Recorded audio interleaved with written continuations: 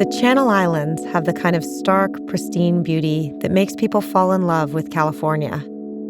Santa Cruz Island is probably the most stunning in the archipelago. About 30 miles due west of Malibu, it's surrounded by glassy indigo water, giant kelp forests, and tide pools. But probably the island's most fascinating feature, the one that draws kayakers and scuba divers from all over, is its abundance of sea caves, with names like Shipwreck Cave and Limbo.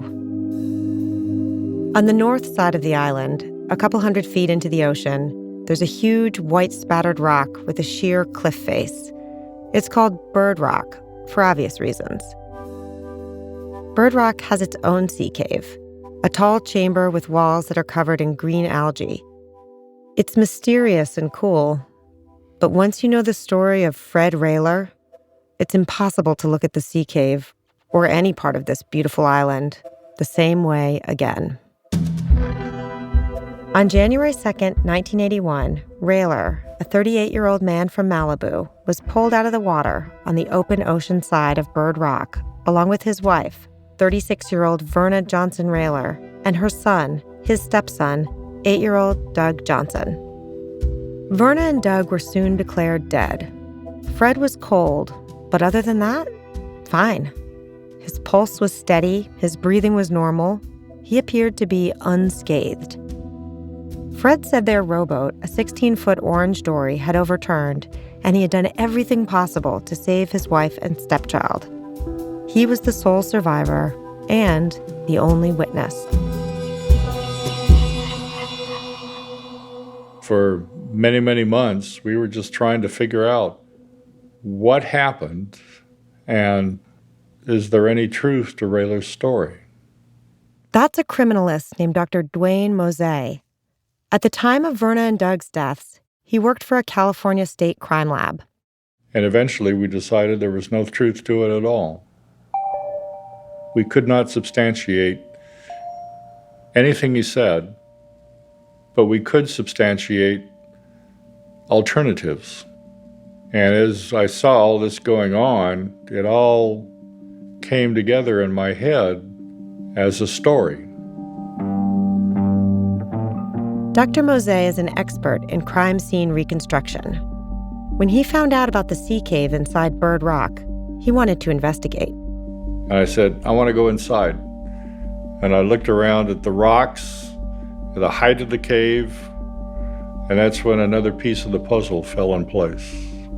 That's when I turned to the people in the boat and I said, this is where it happened. It did not happen out there in the ocean. It happened in this cave. The cave, he said, was spacious and secluded. And it's tall and narrow. It's tall enough so that a man can take an oar to a rowboat, swing it high, and bring it down on an object with some force.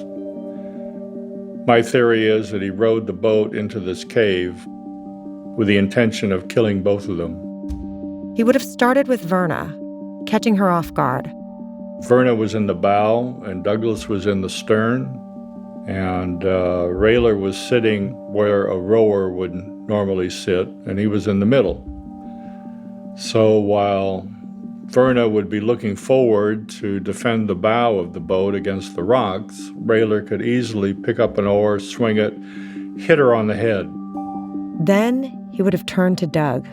I believe that Douglas Johnson sprang from the stern of the dory onto Roehler in an attempt to protect his mother. And I believe that Roehler took Douglas by the head, slammed the back of his head twice into the edge of the seat, where the seat met the inside surface of the hull. Verna was petite, 115 pounds. Doug, only 50-something. Fred was 6 feet 2, 195 first thing in the morning. He could have easily overpowered them, knocking them out, Mose says, so he could finish them off. He then threw, pushed, or carried both of them overboard and drowned them. He then exited the cave and it would have been difficult to get both bodies back in the boat, so I think he pushed the boat out of the cave and then took the two bodies and swam around to the other side of Bird Rock where he was found and taken out of the water by the people on this boat that was passing by. It explained so much. Explained all the damage to the hull of the dory, explained why there was no witnesses to what went on. It just made it easier to do what he did. By the way, the oars for the dory were never recovered. They were lost somewhere, somehow in the ocean. But this is just a story, albeit a powerful, persuasive one. It's a story that a lot of people have come to believe is true. It's a story that helped send Fred Roehler to prison. But Fred's story, that he was trying as hard as he could to save his wife and stepson, that he was a rescuer, not a murderer, his story has a few supporters too. To this day, I do not believe he did this. That's Verna's sister, Julianne. Verna's mother went to her grave convinced of Fred's innocence. And Verna's daughter, Kim, who lost not only her mother, but also her little brother, Doug, she believes Fred too. So do his two daughters, Heidi and Kirsten. They all maintain that Verna and Doug died in a tragic accident. And it's not just the family. There are legal experts who believe Fred's case was a miscarriage of justice. This is Justin Brooks, director of the California Innocence Project. Well, it looked to me like the kind of case where a person was convicted based on bias. This summer, I got access to an archive of recorded interviews, investigation reports, and court filings. They led me into a forgotten world, Malibu, in the late 70s and early 80s, when the consummate family man was accused of horrible crimes. And Malibu itself was the motive. I'm Dana Goodyear, and this is Lost Hills.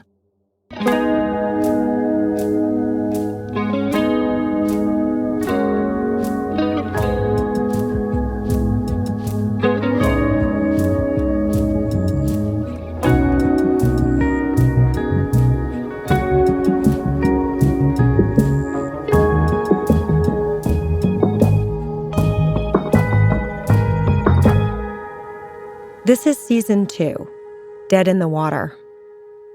Episode 1, Mr. Malibu. Fred Roehler is an inmate at the California State Prison in Lancaster. He's serving a life sentence without the possibility of parole for the murders of his wife, Verna, and his stepson, Doug. For the past few months, he's been calling me most days, usually at 8:30 a.m. sharp, just after I've dropped off my kids at school. Good morning. Hi, Fred. How are you?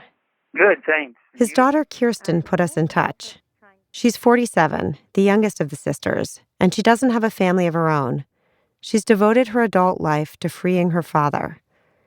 In the time since I started talking to Fred, he's been given a diagnosis of kidney cancer, and the project of getting him released has become even more urgent for his kids. Fred has told his story 1,001 times.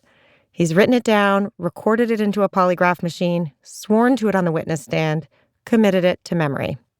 So the story has a plotting quality, like an old horse that's been led around the ring too many times.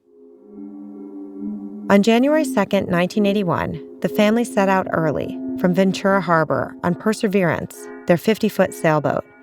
It was a Friday, the first weekend of the new year. Much of Fred's extended family was on board. His mother and father and his brother and sister-in-law who were visiting from Indiana for the holidays. His wife, Verna, the 4 kids they had between them, ages 6 to 11, and the family dog, a 6-month-old beagle puppy named Lady. They crossed the channel to Santa Cruz Island. Verna steered Perseverance into the anchorage to the east of Bird Rock around noon. They had lunch. Then Fred's brother and his wife took an inflatable dinghy to the island, bringing the 2 older girls with them. Kirsten was only 6, and she was told to stay back with her grandparents and take a nap. That left Fred, Verna, and Doug. Fred says an idea popped into Verna's head. We had the puppy aboard for the first time, and Verna suggested that we go out and maybe take some pictures with the dog and Douglas and the boat and things. Verna, he says, had a specific shot in mind. Doug holding Lady in front of Bird Rock with Perseverance in the deep background. So Fred, Verna, Doug, and Lady piled into the orange dory. Fred made sure Doug grabbed a life jacket. Fred had on a float coat, buoyant but not life-saving, and Verna didn't have any kind of flotation device. He rowed them around the north side of Bird Rock, the open ocean side, to the spot Verna chose, approximately 30 feet off the rock. In the anchorage, the water had been glassy, but out here it was rougher, and they were also effectively alone.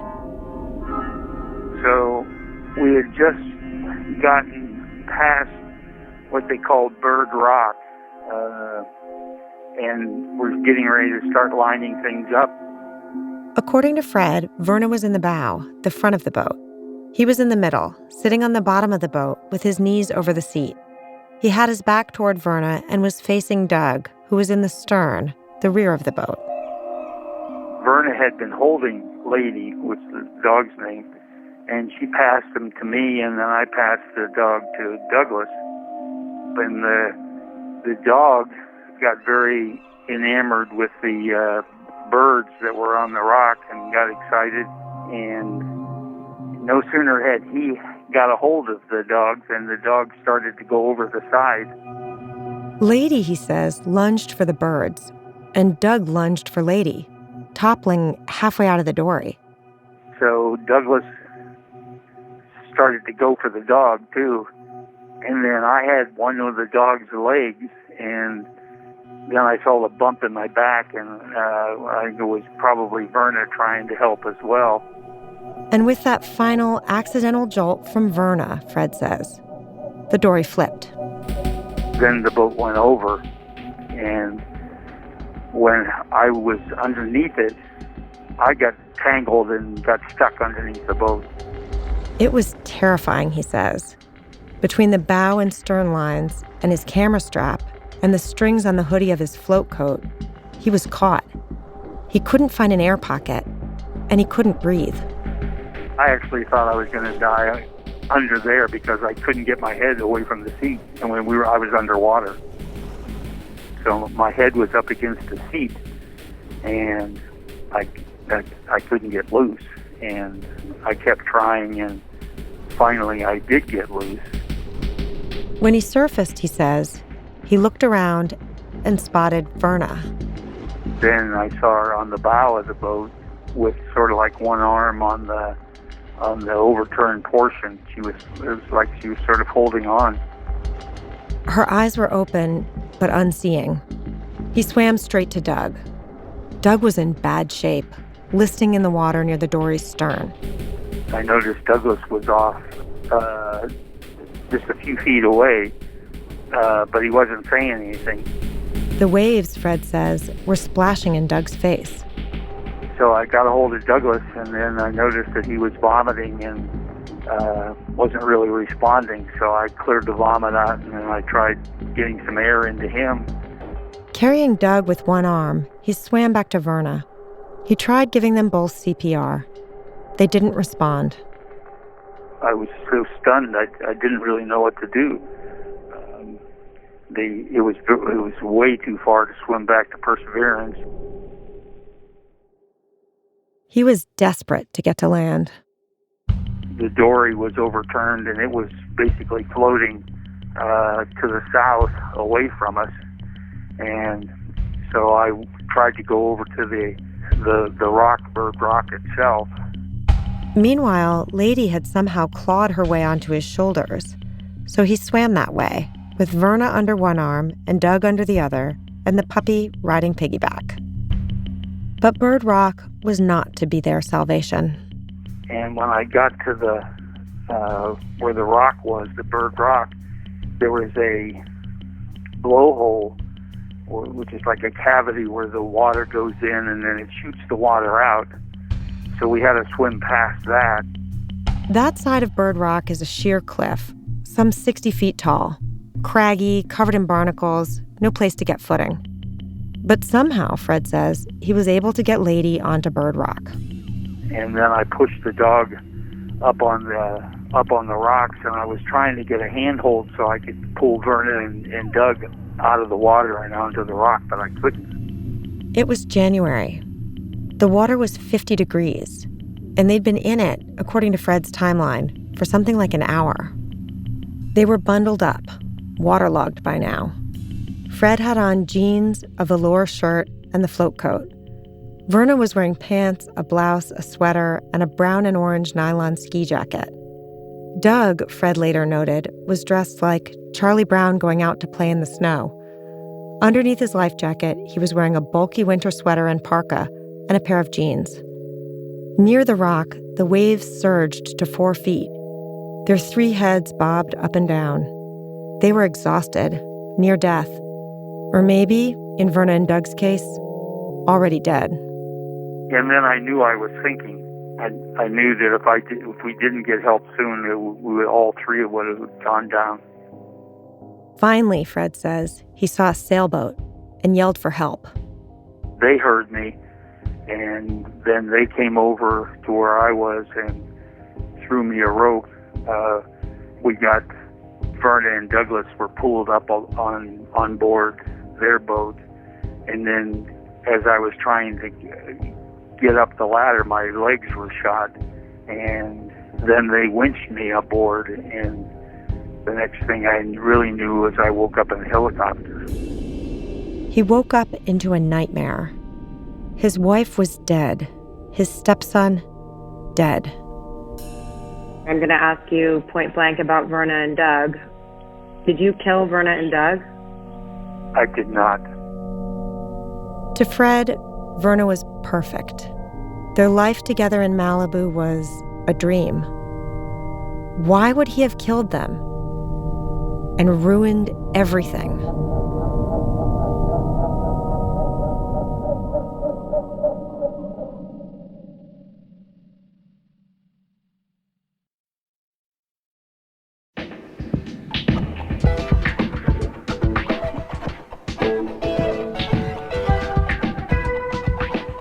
You have to imagine Malibu when the Roehlers lived there.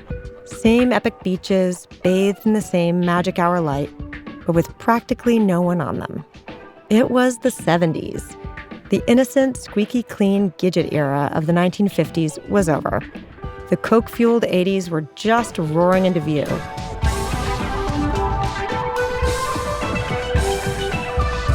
Malibu was on the cusp of becoming the maximalist fantasia it is today. $100 million mansions and Lamborghinis and Birkin bags at the beach. But not yet. There were celebrities, but they were low-key, laid back, cool.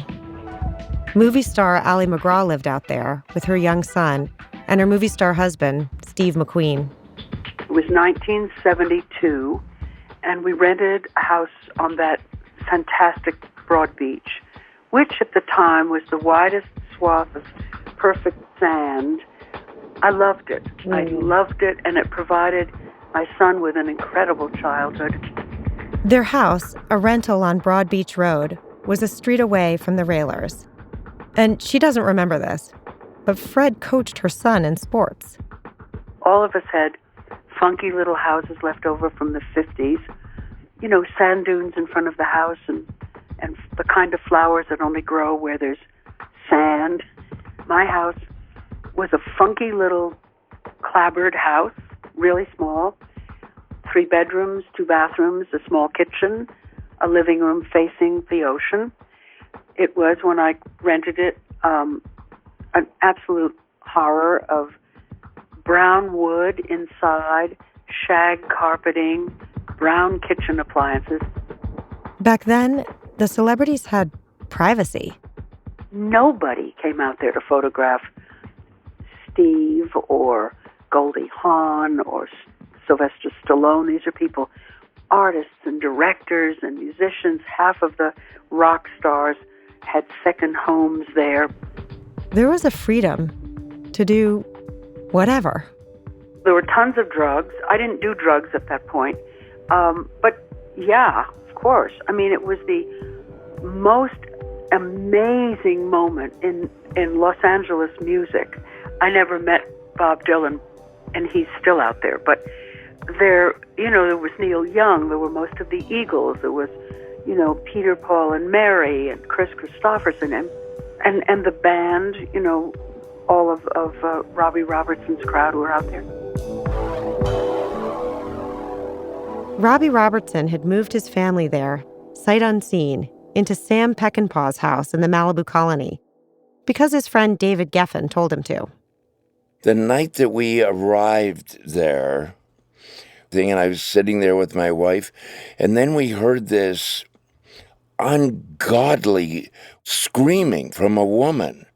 So we jumped up and we ran out to the front door, trying to figure out what was going on. What was that? And we should call the police. What should we do? We're running back and forth. But the screaming keeps going on and on until it becomes like an odd thing, an odd screaming. And as it turned out, our next door neighbor was Diane Cannon, the actress, and she was practicing primal scream. He set up a studio in a former bordello called Shangri-La, overlooking Zuma Beach. Everyone recorded out there. The band and Bob Dylan, we found this to be kind of like a sanctuary that you could be invisible as well as be around some of the most famous people in the world. It was a very unusual and great combination. The 70s became pretty crazy, and there was a lot of drugs and a lot of everything going on. And when you're just in the middle of something, it seems very natural, seems very normal. So you just participate. You just hang out and say, oh, everybody's doing it. This is cool. But most of the people in Malibu then were pretty normal. And the electricians and the school teachers and the movie stars all sent their kids to the local elementary school. What was extraordinary about it was in that time, I have to call them real people lived there. It was just people who did every sort of job you can imagine. And it was so normal. So, of course, the sea there then was clean and beautiful, and the kids swam in it every single day after school. It was maybe the last moment that a middle-class family could live beachfront in Malibu. Before long, even Allie McGraw got priced out. The house she was renting got put up for sale. I couldn't afford to buy it, and so a big entertainer bought it, took every single thing down off of the property, and is currently on the market for $16 million. Back then, Malibu was fun, and it was sexy, and it was a little out there. It wasn't really yet on the map, at least not in the way it is now. But it was also changing, getting flashier, fancier, faster. And I was losing my fascination with the place because it was changing. This vibe that it was there before started evolving into different people. And it didn't have the same charm, didn't have the same quality of coolness with all of these wonderful people. The drugs had changed, and that changed everything. I don't know, in the beginning, it felt fun and more inclusive and friendly. And later on, with hard drugs, I mean, that's all it takes. You go from social drugs to hard drugs. It ain't social anymore. And there was a new crowd in town. It was a combination of some people with money and drug dealers and kind of scroungy people. And there was even, it went from being this Shangri-La world out there, this bit of paradise, into a feeling of, it just felt dirty all of a sudden. Soon the middle class, the real people, would be edged out. People like Fred and Verna. She was a teacher's aide. He was a civilian employee of the naval base at Point Mugu, highly educated with a master's from Berkeley in naval architecture, but a government employee, making government money. They were raising 4 kids in what was quickly becoming one of the most expensive communities in America. It would have been hard to compete, let alone hang on. But the Roehler family had something very valuable. They owned a house on Sea Level Drive, a private gated street that dead ends at one of the prettiest beaches in Malibu. Their house was large and ugly, covered in orange shag, but Fred was fixing it up, building a roof deck with panoramic ocean views. He knew what they had. And if they played it right, they might be able to ride this wave of real estate and money and get to live in Malibu forever.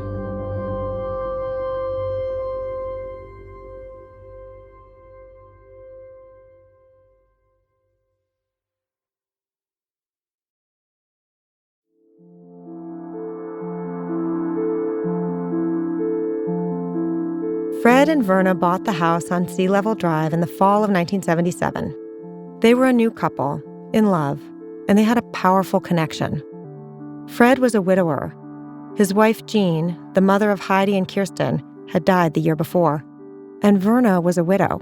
Her husband, Bill Johnson, the father of Kim and Doug, had also died. By suicide, people whispered. Lovely Verna's hair had turned prematurely silver. The kids were all little. Heidi and Kirsten needed a mom. Kim and Doug needed a dad. Fred was attractive. Thick, curly dark hair, a little broody, a catch. And Verna? Everyone in Malibu loved Verna. They found each other, and it worked. I think a lot of people envied Fred and Verna. They were the perfect story of yours, mine, and ours. That's Mark Hetrick, an old friend of the family that I talked to recently. His wife Beth and Verna taught together at the elementary school. Mark was a carpenter. He was helping Fred with the roof deck, and they all hung out a lot. He kind of could do anything. I mean, he wasn't a professional contractor or carpenter, and he wasn't afraid to, take the roof off of his house and put a deck on it. He could weld, and he was a mechanic. I mean, he could just do all these things. He was just very mechanical and very engineering. As a family, they were athletic and outdoorsy, always hiking or getting in the ocean. They were 100% involved in their children's lives. Verna was in the teacher's assistants in their classes, and, Fred was there for all of the kids all the time. And Verna was there for all the kids all the time. And, they just were the parents that every kid would want. And their family was just the most important thing to them. Mark told me he and Beth looked up to Fred and Verna. They were the picture postcard, Christmas postcard family of just, 2 very handsome, intelligent people with 4 kids that were just delightful. Those were the kind of kids that we wanted to have and the kind of the family that we wanted to have. Fred and Verna seemed pretty unimpressed by the wealth and glamour of Malibu.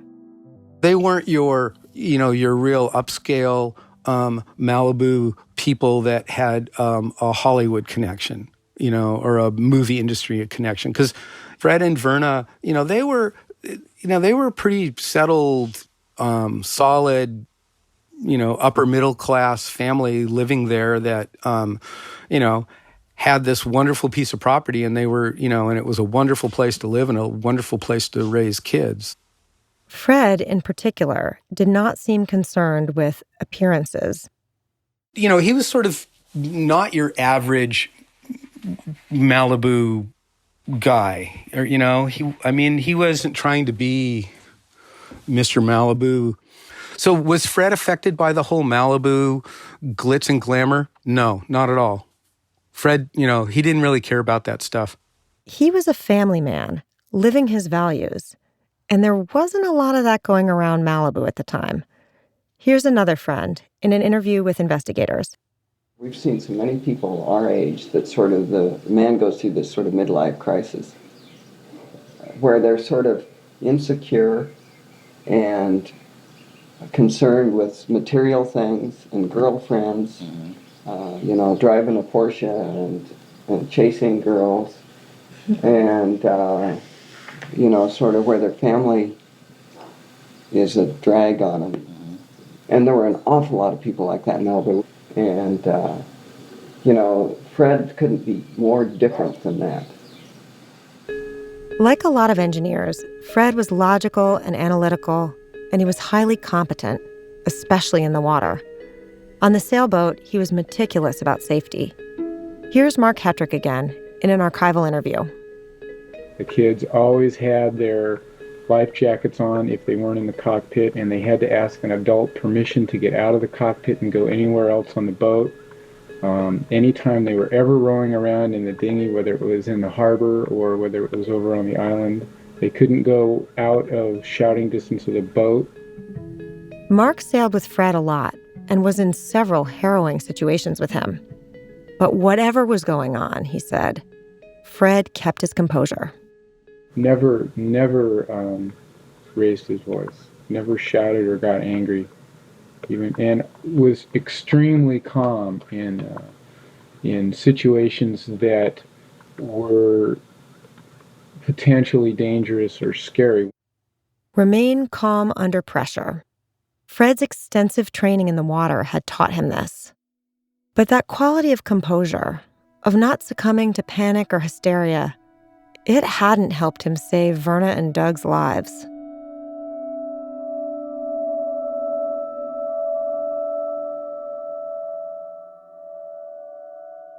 Fred was the only survivor of the dory incident, the only human survivor. The day after Verna and Doug drowned, Lady, the beagle puppy, was rescued from Bird Rock. Here's Tony Clinch, an experienced sailor who knew the waters around Santa Cruz Island well. He's telling an investigator about how he found Lady hiding under a shrub. We noticed the birds were dive bombing it.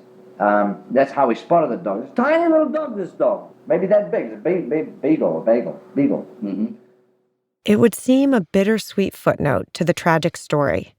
Fred's heroic efforts in the water had not been a total waste. At least he was able to save his dog. But the fact of Lady, that she was improbably alive, opened up a seam in Fred's story. Fred said he swam from where the dory capsized over to Bird Rock, carrying Verna and Doug, with Lady on his head. Clinch didn't buy it. With the current and the wind, just no. How could he have? He couldn't have and thrown that dog ashore. The dog couldn't have made it ashore. Then the claim that he hoisted Lady up onto Bird Rock, and that Lady scrambled up it. That's sheer cliff. I would defy the dog. I defy a human being could have scaled the face of that cliff. Much less an animal. And that dog... If Fred was telling the truth about where they capsized, what he did, where he swam, then Lady should be dead. But Lady was alive. Fred's sailing buddy Dick had picked her up from Tony Clinch. And soon Lady would return to Sea Level Drive and provide a small bit of comfort to Kim, Heidi, and Kirsten as they began their lives without Verna and Doug. Lady's inexplicable survival, that was just one of the things that made the police suspect Fred's story was the invention of a murderer.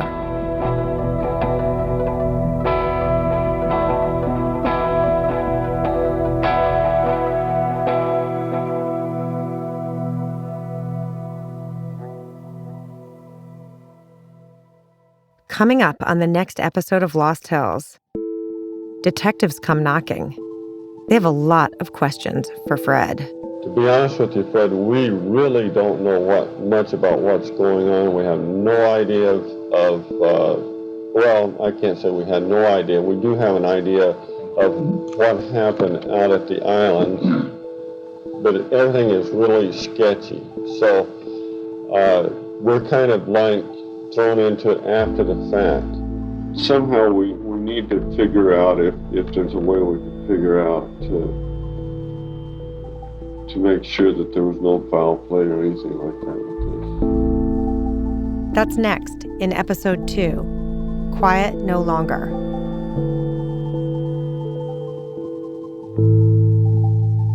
Lost Hills is written and reported by me, Dana Goodyear. It's created by me and Ben Adair and produced by Western Sound and Pushkin Industries. Subscribe to Pushkin Plus and you can hear the whole season ad-free and get early access to the final 2 episodes. Find Pushkin Plus on the Lost Hills show page in Apple Podcasts or at pushkin.fm.